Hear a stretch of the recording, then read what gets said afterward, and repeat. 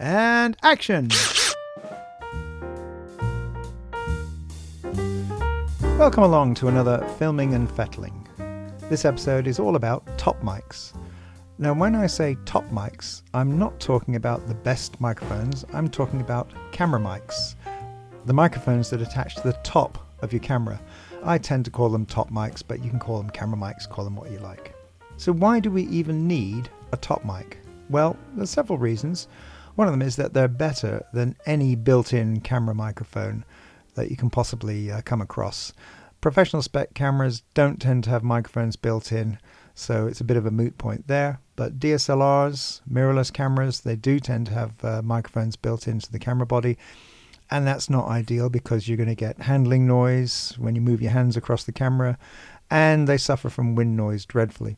I know this can be alleviated by fitting wind gags, either supplied or third party, but it's still not ideal. What you really need is a good quality top mic. Another reason is if your main microphone fails, let's say you're recording on a lav mic or something, and it fails halfway through a shot, then at least you'll get some audio recorded, which is going to be useful. Whether it's used in the final edit or whether it's just used as a guide track, at least you've got something there you can hear, and that might be halfway decent. And finally, you need a good sound effects microphone. And a decent quality top mic will ensure that all the actuality sound you're recording in the camera is of good quality. It just means you're going to get good quality sound always recorded at the time when you're taking every shot. So what kind of top mics do I use? Well, my motto is KISS. Keep it simple, stupid. And here's two types of microphones that I'm currently using. They're both mono condenser microphones. Mono because you don't want stereo for sound effects. Stereo is very useful for music and possibly some special effects or feature films or whatever, but if you're YouTubing or even on broadcast, we don't tend to use stereo microphones. So you want a good mono microphone, and these are both condenser mics, which means they both require phantom power, 48 volts in the case of the big one, and I think about 1.5 volts in the case of the small one. And before I go any further, it's worth pointing out that I bought these mics. I'm not sponsored by any of the brands. These work for me. They may work for you, they may not. So let's look at these in a bit more detail. We'll concentrate on the big one for now, and we'll look at the small one in a minute. And it'll help if I pull it apart so we can see what it's made up of. Take the wind gag off. And then we've got an XLR connector, which is a bit stiff. Comes apart eventually. And XLR being X meaning the ground, L left, R right. It's not a stereo microphone, it's a mono microphone. And it's got a bit of rubber. I'll explain what that is in a minute. And so you can see that this microphone here is an AudioTechnica AT875R. And it was recommended to me quite a few years ago, and it's been really good. Excellent quality shotgun microphone. So it mostly listens forward, has a bit of capability to listen to the side as well.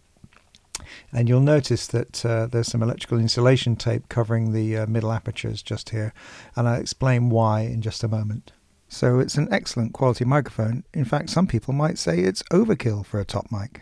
But what I would say is, if you're out in the field recording with your main microphone, say something like a Sennheiser MKH416, which is a great quality standard broadcast microphone for doing interviews out in the field, and the Sennheiser breaks down, well, you've got a fantastic backup here. You can pull it off the side of the camera, attach your wireless transmitter to it, pop your softy back on, and you've got a great interview mic. So it's good to have some redundancy, especially with the audio. And in theory, you can use this with mirrorless and DSLR cameras if you wanted to, either wired by using a unbalanced XLR to 3.5mm jack and some cable, or you could even attach a wireless transmitter to this, although you're going to need some form of phantom power. And if you want some more details on something like that, then I've got another video up all about wireless solutions using modern Bluetooth wireless transmitters. You can have a look for that on the channel elsewhere. Meanwhile, I'll leave a link for this microphone down in the description below if you want to have a further look at it, but I would highly recommend it. It's a great microphone, especially to use as a top mic on your camera. So let's pop it back together, and the first thing I'm going to put back on is this bit of rubber. It's a bit of rubber with some electrical insulation tape around it just to keep it in place, and that's just to keep it nice and tight when it goes back into the camera mount, which is a plastic holder which is kept tight with a thumb screw. And then we plug in the XLR connection again. Nice and tight, that's not going anywhere. And then we come back to the wind gag, which is a Rycote softy, and it fits on the mic just by pushing on. It's a very tight fit. The rubber is extremely tight onto the body of the microphone. And what can happen sometimes is, being a camera mic, it's exposed to movement, whether it's being taken in or out of the camera bag, or maybe as you're walking it's on your shoulder and it gets knocked. And what can often happen is that the softy inches down bit by bit, and it starts to expose one of the apertures, one of the sound apertures in the side. Now I've covered these over so you can't see it on this bit, but if I just shoot it down there a tiny bit, you can see that the softy is just exposing the sound aperture in the side there. Now if that happens while you don't notice it, and with the camera mic, top mic, you tend not to be monitoring that for audio. So you might be shooting something, street scene, or at the end of the runway at the airport, who knows, and if there's a lot of wind around, a tiny gap into that sound aperture can mean the audio is completely ruined with wind noise. And you wouldn't necessarily discover this until you get back to the edit and you find it's got wind noise all over the audio and it's unusable. So to combat this, I've just taken some electrical insulation tape and popped it around that sound aperture there, so that if it does accidentally pull forward, then it's not going to expose the sound aperture and the audio should be fine.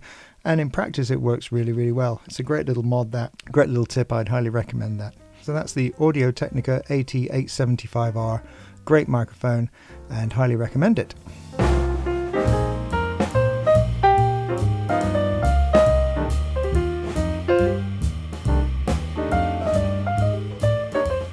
So now let's have a look at this other small top mic, and the first thing you'll notice is it's not XLR, it's a simple unbalanced TRS 3.5mm jack there, so that's going to plug into a mirrorless or DSLR camera. And it's got the Rycote softy, which I'm just going to pull off, and we'll have a look at that in a minute. And we can remove this part as well. And what we're left with is a microphone which is covered in electrical insulation tape, but this basically is a Beringer Video Mic, and it's a mini version of the AudioTechnica that we were just looking at. It's quite sweet. It gives really good quality sound.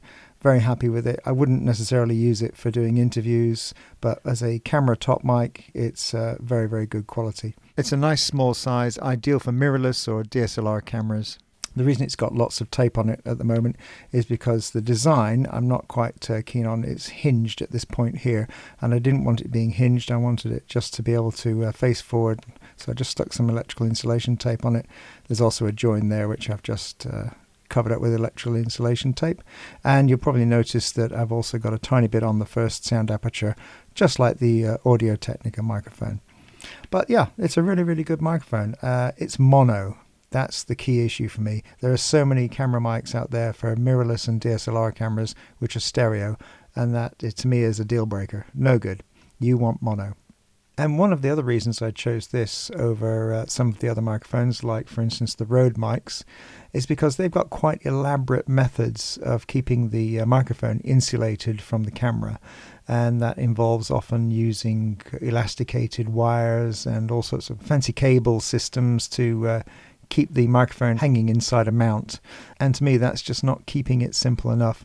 The problem with camera mics and top mics, as we know, is they get bashed, they get knocked, and I didn't want to take the risk that those elaborate methods of holding the mic in place were going to become dislodged and just become a bit of a pain, bit of an issue. So I went for this, which is a much simpler affair.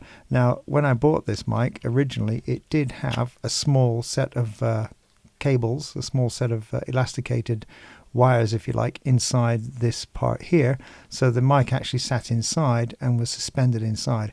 But that was still too much of a problem for me, in that if it got knocked or pulled, or if something broke, then it's just something else to go wrong. And in keeping with the KISS philosophy, I wanted to keep it really simple, and so I just got a small piece of rubber. Can't even remember where I got this from. And it just literally wraps around the microphone like this, nice and tight. Took all the cables and everything out of this holder, and I cut it long enough just so it fits nice and snug inside there. Gives a little bit of play, which is nice, and just enough insulation so that you don't get any audio noises from hands moving across a camera. Keeps the microphone insulated from the mount, and so insulated from the camera, which is just perfect. It's also got a bit of a hinge so it can orientate nicely when it's on the camera. And then we come back over to the softy, and as you can see, I've got something jammed inside there. In fact, that's the original little soft wind gag which came with this microphone, and I stuffed it inside because the hole for this Rycote softy, which is a 19/22, is still too big to slide directly over. But I found if I just stuffed that inside there, it gives a nice snug fit, and as you can see, it cinches down nice and tight. Absolutely fine. And because I've got that sound aperture covered, even if it does cinch forward a tiny bit, it's not going to uncover the aperture and give wind noise on the mic. So that works really, really well. And while we're on the subject of softies, this is a non-standard one. It's a lot shorter than a normal softy. I usually keep a good stock of second-hand softies in because they do get a lot of abuse. They get flattened down and they're no good when they're all matted and old. And I had an old one which was in reasonable condition, and all I did was pulled off the rubber surround at the back, chopped it down to size, glued the rubber surround back on, and it fit perfectly for this microphone. So don't throw any old softies away which are in terrible condition. Pull them apart, give them a wash, and you can cut them and shut them into a new configuration. That sits on a mirrorless camera that I use. It is a condenser mic, so it does require phantom power, but the camera supplies it. And in fact, that's called bias voltage, and that is the voltage that mirrorless and DSLR cameras supply to any externally fitting microphone, such as this one. You've probably seen when you go in the menu systems for the audio settings, and you'll see that there's usually a setting where you can turn on or off the external mic power. And that's all it is, a small amount of phantom power supplied to the microphone. And again, I'll leave a link for this microphone in the description below. And so there you have it. That's the small one, and that's the bigger one. I hope that's given you some food for thought. Might be of use, might not be. If you've got any questions, put them in the comments, and I'll either answer them there, or I might even do a Q&A video specifically looking at points raised. And if you've enjoyed the video, please, please, please do remember to leave a like. And thanks for watching.